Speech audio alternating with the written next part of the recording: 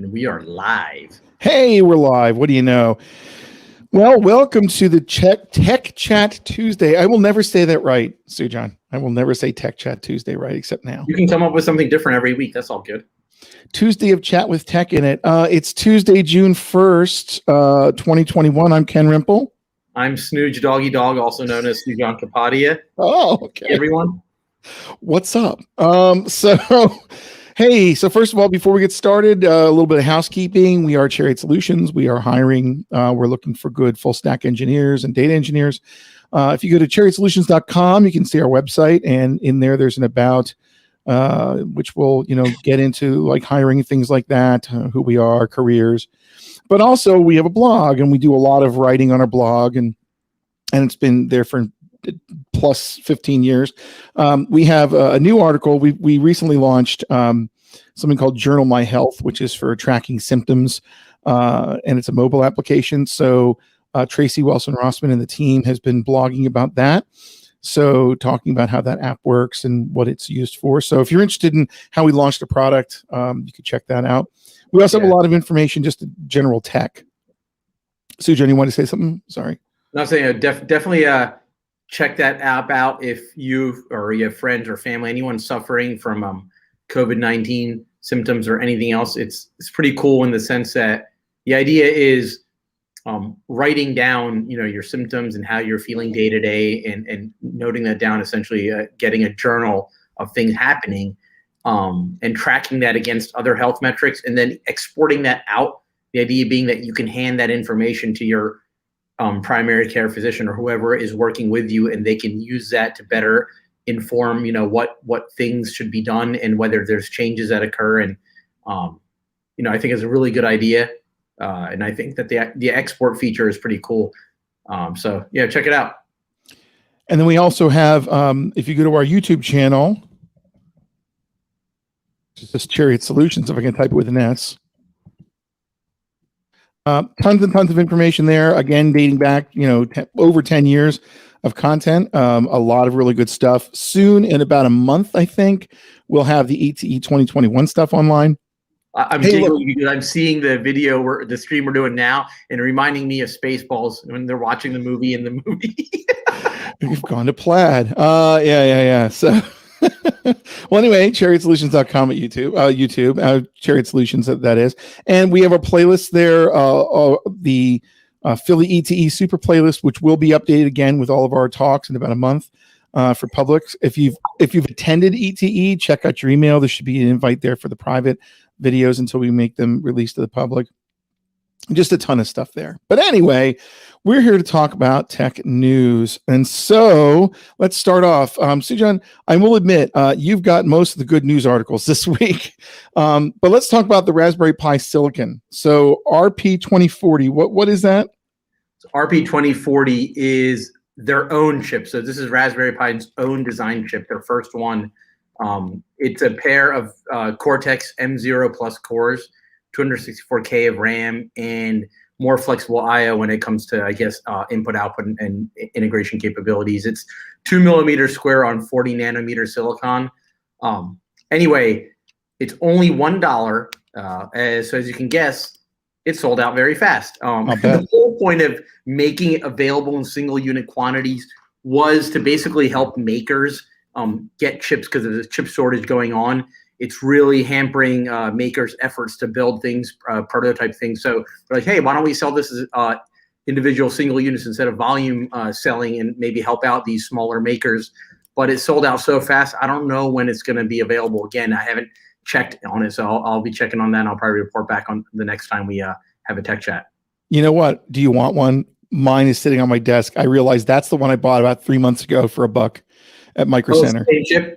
Same chip, same exact one. It's the Pico. Okay. Cool. Yeah, it's the Pico, and it's really cool because it like the onboard programming on it's really easy. Okay. So I believe Python is one of the native options. Okay, so were you using MicroPython? Yeah. Okay. Just got the light to flash. I'm like, okay, put that aside. Then I had actual work to do. Flashing lights, that's all that matters. Flashing light made me happy. So, what can I say? Anyway, if you can get a hold of one, do it. Otherwise, they're going to be like $15 or something like that, or $20. So, when you finally get a hold of one, could be worth it.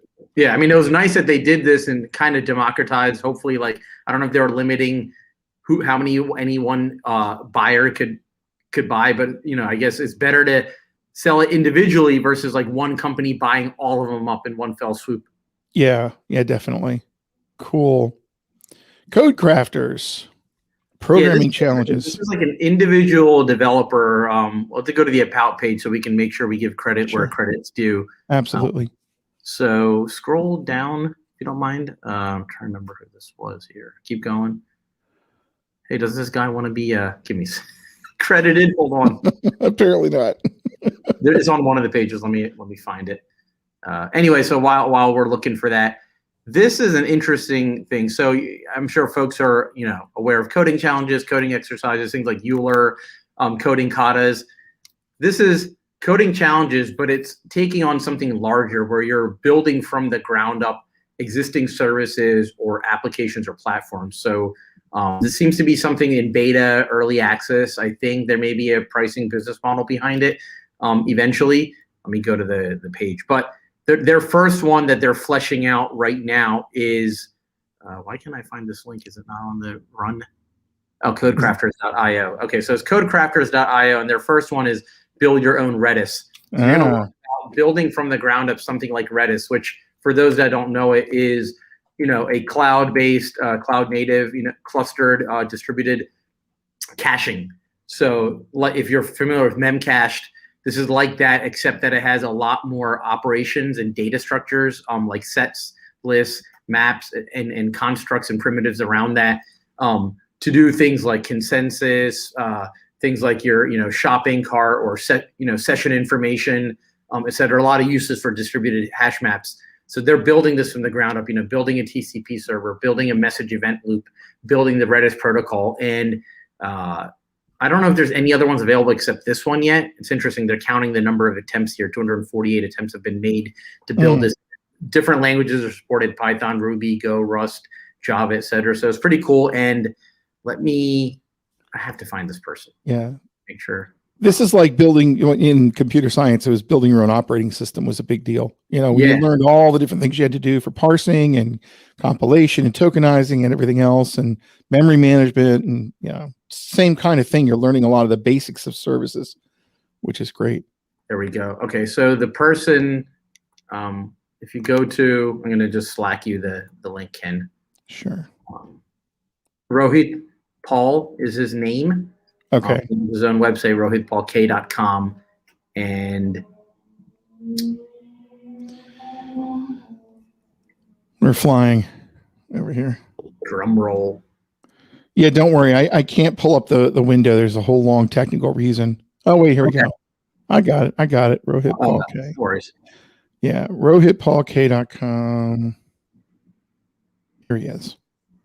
So he's a consultant himself, and he's interested in teaching software development and helping other folks. So he's taking on a larger challenge of nothing small, but like if you look at the other stuff that's down the pike, right now it's Redis, but they want to get React, Docker. So it's so funny. Docker versus React. It's like it's an insane level of complexity to building your own virtualization platform. And React is really ambitious. So I'm going to keep my eye on this because this is really cool and be interesting to see what kind of attempts are being made and how far folks get and what the feedback is. So I'll keep my eye on this. I really hope kids he opens it up to support by the community because he's taken on some big things here. So unless he has a lot of source material to start with, or he's taking the open source code from these projects and using that and fill it, parts of it, use parts of existing things. I don't know what his approach is. I have to do more research around this, but definitely interested in this. Could be a good way for folks to learn some low level stuff. As an educator, and I use the term loosely because I teach people things, but I'm not like a professor. I think you learn a lot more from your mistakes than you do from your successes too. So it's like I think of this as like it would be great for people to attempt this kind of thing as students in universities. Yeah, absolutely. Get a study group together if you're in a university and you're like, hey, let's hack around and build our own Git. Even if you fail, what goes into the complexity of one of these things, and it makes you appreciate more what's happening under the covers and and how things are working, and just approaches. This is a great idea. Yeah. So Rohit, all the best. More power to you. This is a really cool thing you're taking on. Right on. Okay, SolarWinds. So this is by Jill Desis and Zahid Mahmood on CNN Business. Microsoft says SolarWinds hackers have struck again at the U.S. and other countries. What now? So if folks remember the SolarWinds attack some time back, still fresh in my memory because of how it was orchestrated. It's amazing in a bad way, right? In a scary, shocking, creepy way. But it seems like the same hacker group, allegedly out of Russia, we don't know, so alleged, has performed a new global cyber attack on more than 150 government agencies. Microsoft has reported this. They said at least a quarter of the targets this week were involved in international development, humanitarian, and human rights work across 24 countries. So it's sad, right? They're targeting companies that are doing good things and helping the world. And it's sad to see that, whether they're state-supported actors or not, are trying to cause harm to organizations that are really trying to do good, are probably in a lot of cases nonprofits. It says that the attack was launched by gaining access to a constant contact email marketing account. I don't know what constant contact is. It's like an email blast tool, Oh, okay. Yeah, I'd never heard of it before. Sounds like you're familiar with it. Cool. It's been around for a long time. Okay. Yeah. Oh, so maybe it's like contact management is what it is. Okay. So it's a way of sending emails to all the people you have in your contact list and curating contact lists and sharing them. It's an older tool. So it's been around a long time. To unravel that more, it scares me that some email marketing account was the attack vector. Yeah. That's scary. So let's see here. We have the next one is Intel reiterates chip supply shortages could last several years. Yeah, post by MS Mash on slash.org, and I'm sure there's an article related to it. Let's see here. No, it's just the page itself. Go ahead. Yeah, this is a problem. This is a big problem. I mean, it's definitely Intel saying that this is going to be for the whole year. Don't expect it to die down after summer. We're going to have a shortage for a while. It's going to take a few years for domestic manufacturing to spin up and be able to supply at the levels that we need. So shortages are going to be here for a while. Spikes in prices are going to be here for a while. I think we're going to see this across the supply chain, right? Chips is the one thing, but then everything that depends on those chips. So there's second, third order effects for having the chip shortage that I think we're going to be feeling the pain for quite some time to come. I think I was reading some comments on this and maybe Hacker News, and some people feel that this is an attempt or a way Intel's really telling the government this is a big problem, and they basically want to receive funding from the federal government to be able to spin up this manufacturing and build these chips, which it'll definitely help Intel at a time where they've been hurting a little bit because of Apple's Silicon and M1 and the fallout from that, and ARM-based chips and NVIDIA and all these other things that are happening at lightning speed, while Intel's kind of been glacial in terms of their incremental improvements over the years. So I hope that the government does focus some of their funding on this, because I think it's important domestically to have this kind of stuff in-house and not have to be dependent on a lot of other suppliers. So anyway, I think we're going to be seeing this new normal for a while. One of our consultants, Drew Rogers, is telling me that a local company, or I guess they're across the U.S., Micro Center, they're like the new Radio Shack of the 21st century for folks that are geeks and into tech. But he says in the morning there's like 2-hour-long lines because folks are waiting to buy graphics cards because they're very expensive and very hard to come by these days. Yeah, this is, yeah. And the big question for me is what it's going to take to get a fab, for example, approved in the United States, because you have to go through all sorts of, licensing, and you got all the things that the local governments have to do to approve it, and whether people will be questioning the chemicals coming in. So it'll be interesting to see from the political angle of it, what it's going to take to actually get fab and chip manufacturing production back in the U.S. again. Yeah. Hopefully it doesn't have too many roadblocks, and hopefully it can be done in a way that's safe. But we need local manufacturing in the US. The biggest concern I have in general is the supply chain. It always has been just in time as much as possible for all sorts of parts and components. And, this was triggered a lot by people working from home and everyone having to have an upgraded computer or, just upgrading their systems. So that was one of the contributing factors too. Maybe this is like a big explosive growth that's going to settle down now. But yeah, we should make more of the things we use for sure. I think it's hard to keep the costs down, but it's gonna be interesting to see where it goes. Yeah. All right. So you found a neat little utility site called Outline. Yeah. So I don't know if there's a company behind this or a single developer or a team of developers. I haven't actually looked into that. But the idea is you put a URL in, and it tries to get rid of a lot of the cruft and ads and all that kind of stuff and just focus on the text. And I guess it tries to summarize to some degree. And it doesn't generate new text. It just takes excerpts from an existing page. So it's not trying to, as far as I can tell, I don't think it's trying to semantically understand what's being talked about, written about in the article, and then summarize it. Maybe that's an eventual goal for this.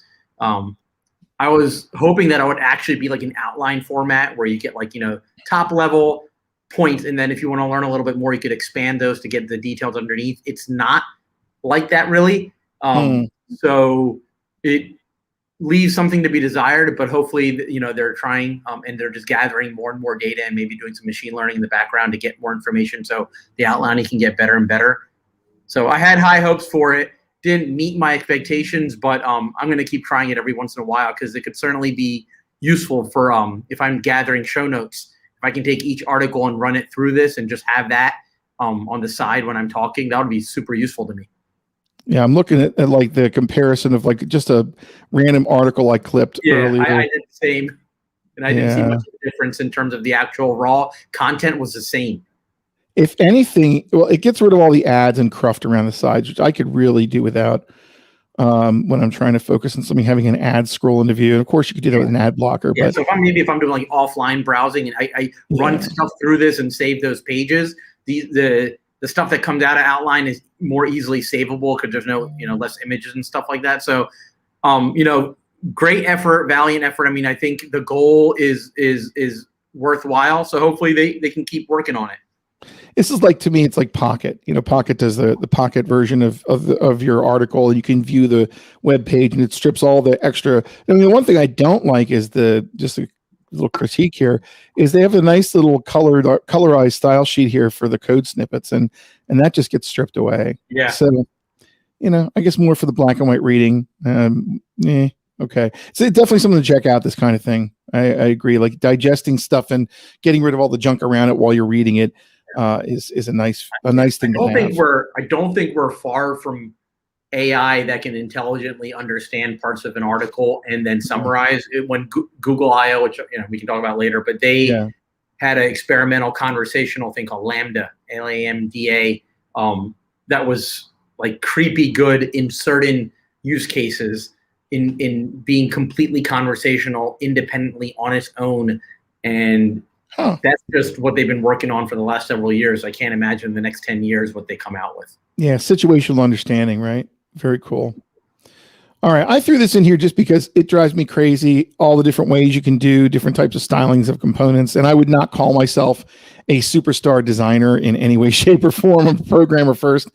But there's a whole bunch of ways of rendering buttons, right? And getting buttons to look like, is it a button? Is it a div that looks like a button? Is it a link that happens to be styled like a button, etc.? So an interesting thing here, like you've got the standard HTML5 button. They do the plus and minuses or the details of all these things. The input button, the image button. It's a div. Apparently not a good idea because semantically it doesn't act like a button when a reader or something looks at it, doesn't know what to do with it. It looks wrong with a hover, for example, it doesn't really let you have an action on it. So this is kind of nice to see all these different goofy ways that people do buttons and what's good and bad. A focusable div, again, not really a button, but it looks cool, except if you look for the cursor. etc. So a lot of people do different things, don't they? Yeah, I love that. If you go back to the top of the page, Yeah. I love to be. Do you need a button for your next project? It sounds like, hey, hire a button consultant. Well, if I need one, I know where to go now. Buttoncheatsheet.com. Yeah. I guess it gets worse from there, right? The worst of two worlds. A button with an href in it. Are they all anti-patterns, or are there any positive patterns to I think the follow? positive one is like plain old HTML5 button, right? Just use the darn button. Okay. Or, I guess an input. But, you know, like I know there's different frameworks that'll do like a hyperlink as a button. And I guess a placeholder link, the role is wrong, doesn't have key events. It's not keyboard focusable. So probably the button's better than a div or an A. So there we go. Anywho, I thought that would be funny for people. Hey, speaking of funny for people, Sublime Text has a new version out. Ooh. Yeah, now it's been version 3 for a while, probably 2 years, I'm thinking, maybe more. I And use it heavily. I haven't used it in a long time. I used to use it all the time. I still throw it on a computer because I know when I just want to open a random folder, I don't like firing up. Well, I didn't like firing up Visual Studio Code, but now I have an M1 Mac and it's ungodly fast no matter what I have it do. So I might just use Visual Studio Code's code shortcut for my editing now. But, you know, anyway, here's the thing. When you bought a license, it used to be an unexpiring license, right? So if I buy it for Sublime 3, I've got a license for whenever. They now have 3 years, I believe, of updates for a license. The upgrade is $70. The full price is $80. So it feels like it's just, I should go back and look at the pricing before what they did, but it seems like that's an expensive upgrade to me for an editor that's just a good general purpose editor. That said, it's probably one of the best editors you can buy if you're going to pick up an editor and get things done. If it's not a code editor, if it's a good utility tool belt editor. Okay. I still don't think their plugins, they haven't kept pace with what IDE plugins have been able to do. Like, you know, really good TypeScript inspection, really good, you know, like compilation of Java, for example. It's much more of a general purpose, powerful editor that way. And if you have to deal lots and lots of different files, it's search and replace cross files is really good too. Yes. So anyway, just want to let you know, 4 is out. If you upgrade, your license is no longer valid. So just be prepared that if you had a nice Sublime 3 license, you now don't have a license for 4. That's fun. But that's okay. I'm grouchy. Yeah, I've been using Visual Studio Code for coding stuff, and I used Atom for a while, but I don't know, it kept crashing on me and uses a lot of resources, so I stopped using Atom. Maybe I'll have to take a look at Sublime Text again. We'll see. Yeah. But on a side note here, like it's so ridiculously fast on the M1 Mac to fire up something if it's built for the ARM chip. So I literally don't have a bounce on my desktop when it launches Visual Studio Code. Now I click it and it goes ding, and I'm thinking, you're really rubbing it in. What's that? You're really rubbing it in. I brought it with me today to do the podcast because I have a laptop for my current client, and I'm like, well, I got to do the podcast, and I should do it on this machine. And I said, you know what? Let's throw Docker on it. And I firing up Docker images in like a second and a half. I'm like, this is insane. So maybe, you know, Visual Studio Code's the right editor for me. I don't know, going forward. Hey, what's going on with Voyager? I saw this article too. So we're getting into interstellar space now. What's it detecting? Yeah, so I think it's at 14.5 billion miles out now, billion with a B. That's a long walk. You know, there's a space junk, Voyager 1, floating out there at 38,000 miles per hour. And it's outside of this thing called the heliopause, which I guess it exited in 2012, which is like this protective bubble that our sun provides. Conveniently, you know, the planets in the solar system are protected from like solar flares and radiation and other stuff, I guess, from this protective magnetic bubble or whatever it is. Which in itself is very like, oh, wow, that's so convenient that the sun protects all the planets around it. Well, Voyager is out of that now. And not only is it out of that, but it's an interstellar space, which is not really a vacuum. There are gases and materials and things like that in space. And it's picking up solar winds from other stars now, not just from our own star. And I guess that's like gets translated to a faint hum. Some narrow frequency band that Voyager's detecting and sending back. So, the fact that this thing is still around, still floating, 14.5 billion miles out, sending some information back and that they can actually use to learn about interstellar space. It's just mind-boggling to me. We'll post a link for this. It's the articles on earthsky.org by Kelly Kaiser Whitt. It's called Voyager 1 Detects a Hum in Interstellar Space. That is really cool. It's amazing to think that we've actually like pierced the heliopause with these things, and these are the first two things that ever leave our solar system that we created. Yeah. So by the by the 23rd century, when we're doing this podcast again, we'll be talking about the Enterprise encountering this alien object, Voyager. Decker. Okay. Anyway, sorry. That's for anyone who ever watched that movie. Cool. All right. Where are we here? Google I/O. So yeah, Google I/O happened, and I must admit I had not paid much attention to it. I know we're discussing it the day we talked about it. I didn't realize that even was going on. So, what is happening? I know they lost like some big phone manufacturer recently. I forget who it was, but there was one of the biggest manufacturers no longer is creating Android phones. But beyond that, what's been going on at Google? I know they've been really pushing into cloud services. So how are things going over there? So Android 12 beta 1 is out. And one of the big things with Android 12 is like a major facelift of their theming, their widgets.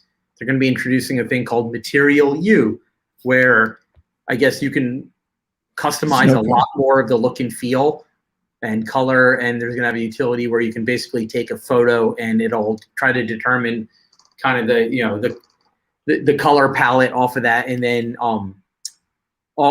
set the rest of your icons, background, etc., themes according to that color palette. So it just seems like Android's getting more and more UX love, more customizations, again more control of privacy settings, things like that. Wear OS is going to be doing more with Samsung and Fitbit. So it seems like Google's now, like Wear OS kind of was stagnant for a while and just lingering out there. Google's trying to put more effort behind it again. So it'll be interesting to see what kind of smartwatches come from Google and from other people like Samsung and Fitbit. I don't have a smartwatch myself. I haven't jumped onto that bandwagon yet. This weekend, everyone I was around had smartwatches and constantly like checking their watch, and a little thing happened. They look up and I'm like, I don't need that extra noise in my life right now. I don't want to be looking at my wrist every 5 seconds. I don't know. What are your thoughts on smartwatches? You know what you can do? You can get your smartwatch set up so it can track your mileage for walking the dog, and then you can leave your smartwatch uncharged on the nightstand every morning and forget to get your mileage in, even though you actually walked it rather. So that's been my problem. Is like sometimes I'm really into the watch, and sometimes I think it's great. Most times I keep forgetting to put it on. So I always bring my phone with me. But for a while I thought it was cool because you could do payments from the watch. So you can like put the watch up against the payment thing instead of pulling out your wallet in your phone. So it's like it's used as like a notification device and like an extension for things like single authorization tools is nice, but also I'm old now. So like I have to stretch my arm 10 feet to see it or have my glasses on. So yeah, whatever. Yeah, I'm not sold on the idea yet. The fitness stuff is interesting. We bought my daughter it's like only $30-$40. It was a VTech thing. It's called Zoom watch. This pink touch screen, and you can download free apps for it. Anyway, it has a step counter on it. I told her about it, and that got her motivated. And we walked. I think it was like Monday morning Monday morning. So it got her to walk longer and not whine about walking to the park and walking back home. The walk back is always I dread because she's 9, but she says like, sometimes like if we get closer, can you pick me up for a few minutes or can we stop? And I'm like, let's just So I set like a goal for 2,000 steps and she got close to it and she was all motivated. So I'm like, all right, win. Right. I will say that. Sorry, go ahead. Yeah, I was just going to say the Apple Watch, the one thing it does really well is if I'm swimming, which I'm terrible at, but I do for exercise when the pool opens up in the summer. It is really good at tracking your distance. So So I use it for that. So all summer I'll probably have it charged up and ready to go because it'll be a motivator for me to see how well I'm doing for that. But for walking the dogs, I keep forgetting it every time. I'm like, and I didn't bring it in today. So like, what good was it? You know, oh well. You should just like you should attach it to your dog's collar or whatever. The dog has an Apple Watch. And then let it free and then let it run around. Yeah. So back to Google I/O. Yeah. There's let's see what else. So I would highly check out. There's a section in this article, Meet Lambda, ALMDA, your new digital friend. But it's this highly conversational language model that built on top of Google's neural network architecture called Transformer. This one is trained on dialogue, and it can engage in free-flowing conversations. Oh, that's cool. On pretty much any topic. Obviously, there's some topics that I'll probably perform better at than others, and you'll get a lot of nonsensical or even creepy responses. But it's a work in progress. And from what I saw on the keynote, the demo they gave was really like, holy shit! Like this is something else. This is something out of science fiction, and it's only going to get better. If you think about it, the thing that's been missing from all these is state of the conversation, right? Like you can ask a question of Siri, or something else, kind of like it. And you can ask your questions and it might remember the last thing you asked it to do for the next thing you're going to do. Like, can you play that song or whatever? But it doesn't have like a conversation it's engaging in, Yeah. And that seems like that's half of the battle with this stuff, is just knowing that they've got a presence of state of what's going on and what the person is asking about, and then that it can kind of iterate. That's super cool. That's what it's really been missing. Do you remember Alice from the 90s? No. It was a chat bot. Oh, yeah. Was it Alice? Yeah, Artificial Linguistic Internet Computer Entity. Oh, I was thinking really, really long ago, there was another one, like a therapist one, that was like a joke one. I know what you're talking about. Yeah, but okay, so Alice was a further iteration on that concept probably, right? Yeah, so I mean, it didn't perform that well, right? But it was pretty cool for back in the day. Really want to see what comes out of this. That's very cool. So is it going to be built into anything, or they're thinking about it right now? Like I think they're just thinking about it right now, and eventually I'm sure it'll power behind the scenes. It may already be powering certain things, and I'm sure that they'll use it not just for conversation, but if anything, probably all their technology about how do we improve search results and get ads to you that are more specific. So maybe some of the language model things in here will help with understanding web pages, right? And understanding their queries, and so making that better. But that's really cool. The other thing I want to talk about, there's too many updates to really get into. Yeah, right. But another thing called Project Starline, the future of video conferencing. It is a 3D imaging for video calls. So apparently it uses multiple cameras and depth sensors to try to recreate a more realistic 3D image of the person you're speaking with. And they're using it in a few places within Google offices right now. And I guess the initial feedback is it makes the person feel like the person they're talking to is right there with them. Like a hologram or something. Huh? Yeah. So I don't know enough about it. I want to read more on it and see, but just like think about that, and then the language model above and all it's the convergence of all these things is going to be something either amazing or very frightening. Yeah, right. They know everything about you too, based on everything you do. Yeah, and so I think another browser. Yeah. There's a lot of other stuff, but I guess finally one thing is Flutter 2.2 came out, right. And that keeps on gaining more and more traction. There are more and more Android apps in the Google Play Store and Google's own apps that are built using Flutter. So I think it's not a critical mass yet, but I think it's like getting there where it's going to be their de facto platform language, widgets library for building mobile apps and potentially even, desktop web applications. I've heard that latter thing too many times from many technologies. So I don't know if that's ever going to pan out, but I think for mobile, is a serious contender. It'd be interesting to see whether we get further and further away long term from the classic single page app that everyone's been building. Like people doing React are now doing the server rendered React a lot, and server rendered Angular and things like that. And people are kind of breaking out of just the monolithic single page app these days. So yep. be curious to see if people start replacing with Flutter as an option. Certainly. Okay, and so this article is from xda-developers.com. It doesn't have a byline, but yeah, that's a good site in general. I've been on that site before looking at that stuff. And I think that's it, right? I think we hit everything. Okay. Yep. So anyway, if you want to leave us feedback, we are at TechCast on Twitter, or you can email techcastfeedback@chariotSolutions.com. We'd love to hear from you. You can check us out. We're doing every other week over the summer, and we'll be back in 2 weeks. So for the Tech Chat Tuesday, I'm Ken. I'm Sujan Kapadia, and I just want to mention that Chariot Solutions, the company we work for, software consulting firm in the Philly region, we're hiring senior software engineers, Java, Python, Node, AWS. We're hiring mobile engineers, Android, Kotlin, iOS, Swift.